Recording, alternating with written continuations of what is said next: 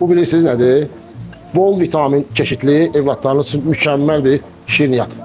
Organik, glutensiz. Hazırlanması banandan. Resept izlemeye devam edin.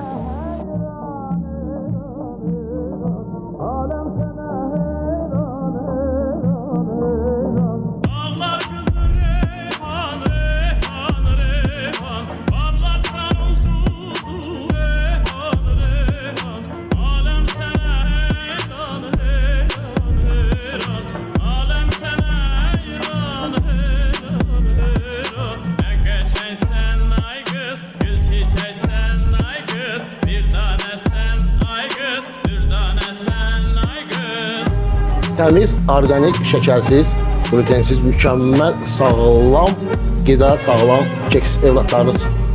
Kimi gözlüyorsunuz? Hazırlayın, nuş edin. Mükemmel.